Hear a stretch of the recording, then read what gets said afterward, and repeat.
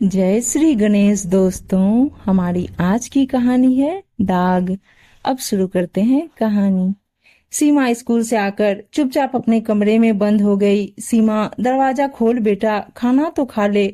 माँ ने पुकारा तो भी वह कमरे में बंद ही रही। माँ ने सोचा थक गई होगी, थोड़ी देर में आराम कर लेगी तो खुद ही खा लेगी। लेकिन जब शाम तक वह कमरे से नहीं निकली तो माँ को चिंता हुई। रात में पापा घर आए तो बेटी को आवाज दिया, बेटा खाना तो खा ले। माँ ने पुकारा तो भी तुम नहीं निकली, क्या बात है? अभी मन नहीं है पापा, बाद में खा लूंगी। ठीक है, कोई बात नहीं है। पिता निश्चिंत हो गए। तुम भी न सरला, नाहक परेशान हो जाती हो, अपने पत्नी से बोले सुधीर जी। रात में बेटी ने खाना नहीं खाया। सभी लोग सोने चले गए। सुबह सीमा उठी तो माँ ने गौर किया, वह बुझी बुझी सी लगी। स्कूल की कोई तैयारी नहीं थी। माँ, मैं आज से स्कूल नहीं जाऊंगी। क्यों बेटा? बस ऐसे ही। ठीक है, तबीयत सुधर जाए तो चली जाना। लेकिन 8 दिन बीत गए। सीमा ने स्कूल जाना बंद कर दिया। एक दिन माँ ने बेटी को घेर लिया। देख रही हूँ तुम मनमानी करने लगी हो। पढ़ाई छोड़कर घर बैठ जाओगी तो भविष्य क्या होगा पता है? शाम को सुधीर घर आए। मालूम हुआ बेटी ने पढ़ाई छोड़ दिया है। पत्नी को समझाया, देखो सरला, अब जमाना बदल गया है। तुम प्यार से उससे पूछो बात क्या है। उसके मन में कोई गांठ है, वह तुमको समझदारी से खोलना होगा। फिर सीमा ने जो बताया वह चौंकाने वाली बात थी। माँ, मेरे स्कूल के साइंस टीचर बहुत बुरे हैं। आखिर हुआ क्या, बताएगी भी? इस बार माँ झल्ला उठी बेटी पर। सीमा खुलकर नहीं बोल पाई। माँ देख रही थी, वह न ठीक से खाना खा रही है न किसी से बात कर रही है।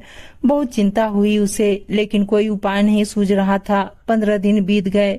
उसकी तबीयत खराब होने लगी थी। अक्सर खाने के बाद उल्टियां हो जाती। माँ की घबराहट बढ़ती गई। जो लक्षण दिख रहा था वह ठीक नहीं था।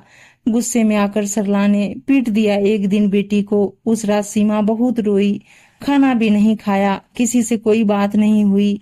अपने कमरे में बंद हो गई। माँ को लगा पिटाई कर दिया है तो नाराज हो गई होगी, खुद ही ठीक हो जाएगी। सरला को गुस्सा भी था और चिंता भी। बेटी के प्रति तो थी ही। सोचा सुबह देखा जाएगा। रात भर न माँ सो पाई न पिता। सुबह सब लोग उठकर नित्य क्रिया से निवृत्त होकर बेटी को आवाज दिया तो कोई उत्तर नहीं मिला।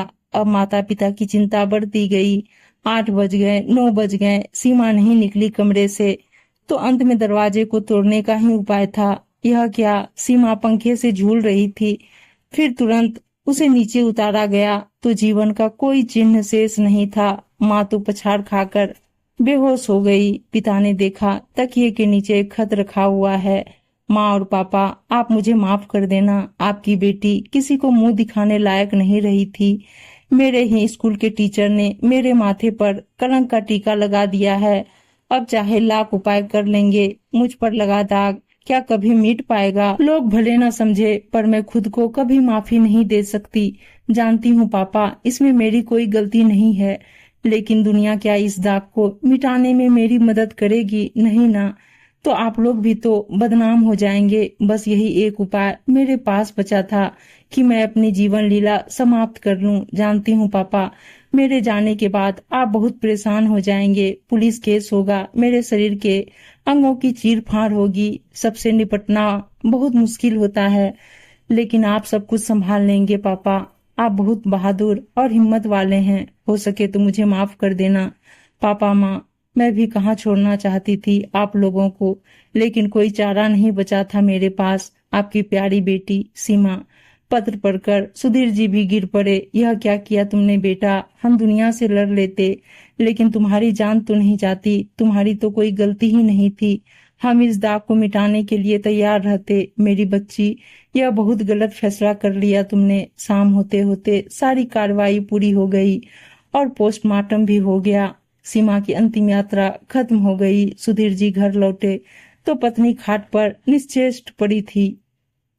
हिलाया डुलाया कोई प्रतिक्रिया नहीं। उस दिन और एक अर्थी निकली घर से। दाग मिटाने का फैसला सही था।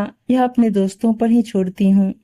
उम्मीद है दोस्तों कहानी अच्छी लगी होगी। और अच्छी अच्छी कहानियां सुनने के लिए चैनल को सब्सक्राइब और वीडियो को लाइक शेयर जरूर कर दीजिएगा। धन्यवाद दोस्तों।